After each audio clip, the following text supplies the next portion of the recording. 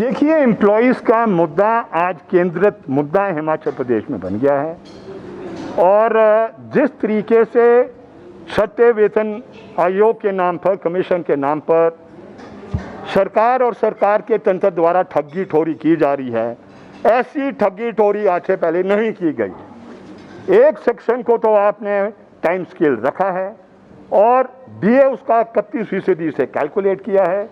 दूसरे सेक्शन को आपने, जो मेजॉरिटी सेक्शन है, जो मेन बैकबोन हिमाचल प्रदेश की है, चाहे वो कहीं भी काम करता हो, उसको आपने डिप्राइव किया है। जो आपको 4, 9, 14 जो मेथड था कि 4 साल बाद, 9 साल बाद और 14 साल बाद प्रमोशन जो दी जाती थी, और ऑल्सो आपने उसके सिर्फ 28% उसका डीए किया। हम पंजाब के साथ जुड़े हैं और इसलिए हमारा वेतनमान वही होगा जो पंजाब में दिया जाता है। अभी पंजाब की गवर्नमेंट ने सारी प्रॉब्लम्स को समझकर कि क्योंकि बहुत ही बढ़ोतरी नहीं हो रही थी, उसने थर्ड ऑप्शन कर्मचारियों के सामने दिया। एक आपका 2.52, 2.59 एंड जो 2015 के बाद 15% की हाइक, वो ऑप्शन यहाँ दिया नहीं है। उसके बगैर जस्टिस हो नहीं सकती है। लेकिन हम कर्मचारियों से अपील करना चाहते हैं, संकीर्णतावाद से ऊपर उठकर जिस तरीके से 1970 में जब हिमाचल प्रदेश का निर्माण हुआ था, हिमाचल प्रदेश के मुख्यमंत्री साहब परमार साहब थे, जो उस समय इन वेतनमान के प्रश्न को लेकर जो हिमाचल प्रदेश में संघर्ष हुए थे, उसी लहजे पर, उसी एनालॉजी पर ब्रॉडेस्ट पॉसिबल प्लेटफॉर्म बनाकर इस प्रश्न को उठाया जाए, तभी इसका हल निकलेगा। अगर बच जाओगे, बंटने में किसी को नहीं मिलने वाला। मैं कई पिछले 4 सालों से सुन रहा हूं कि पुलिस वाला हो रहा है। मैं 4 साल से सुन रहा हूं स्कीम वर्कर रेगुलर हो रहे हैं। स्कीम वर्कर, आशा वर्कर को तो 1500 रुपया देने के लिए जो कोविड का अलाउंस था, उसको सरकार नहीं दे पाई। सरकार की तिजोरी में कुछ है नहीं है और इसलिए भेदभाव ना करे।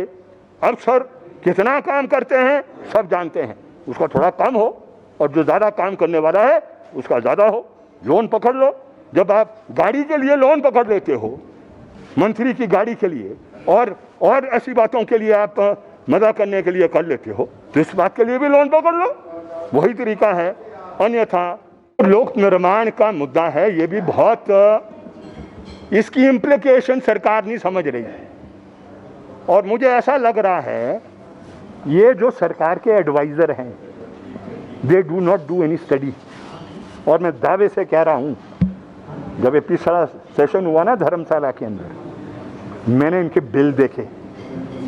इनके बिल इतने वीक, इनके बिल इतने विवाद पैदा करने वाले, जो कोई कंफ्यूजन जो क्रिएट करेगा। कोर्ट का काम है कानून को इंटरप्रेट करना। कोर्ट ने कानून को इंटरप्रेट कर दिया है, लेकिन इससे क्लियर हो गया है कि जो अभी तक पीडब्ल्यूडी का विभाग जिस तौर तरीके से काम कर रहा था, जो एक किस्म से सेक्टेरियन है ना, किसी को फायदा किसी को नुकसान, वो बेनकाब हो गए हैं। और कुछ लोग प्रदेश के अंदर, माफ करें मुझे, मैं बड़ा फ्रैंक हूं, बोल देता हूं, हमने तो जेपी कंपनी के साथ भी बड़े बड़े आंदोलन किए। उसने कहा खत्म कर देंगे। मैंने जेपी को समय भी कहा, कोई पैदा नहीं हुआ हमें हिमाचल प्रदेश में खत्म करने वाला। ये जो गिद्दड़ धमकियां देते हो, आप अपने तक सीमित रखो। इसलिए ये इस प्रश्न को लेकर कुछ लोग एक्स और डब्ल्यूओ फॉर्म, जिसको एम फॉर्म कहते हैं, उसको बेच रहे हैं। आप बेच नहीं सकते हैं। It can not be transferred, it can not be sold, it can not be given, it has to remain with the same person जिसको ये दिया गया। लेकिन ये हकीकत सच्चाई है, आज ये दिख रहा है। और कोर्ट ने क्लियर कह दिया कि इंक्वायरी में कोई भी दोषी पाया गया तो उसके खिलाफ कानूनी कार्रवाई की जाएगी। तो अब सरकार ने तय करना है कि वो क्या करना चाहती है, क्या नहीं। हम तो सुझाव दे रहे हैं कोर्ट से माफ़ी मांगी जाए। कोर्ट ने लैंडमार्क जजमेंट दिया है to implement the rules in Himachal Pradesh, तो वो ऑर्डिनेंस के जरिए रूल्स भी बदले जाए, फ्लेक्सिबल बनाए जाए, और ऑर्डिनेंस के जरिए ये जो ऑर्डर आया है जो हिमाचल प्रदेश को नुकसान देता है, इसको भी रिवर्स किया जाए। हमसे जुड़े रहने के लिए हमारे YouTube चैनल को सब्सक्राइब करें और नई वीडियो की नोटिफिकेशन के लिए बेल आइकॉन को दबाएं।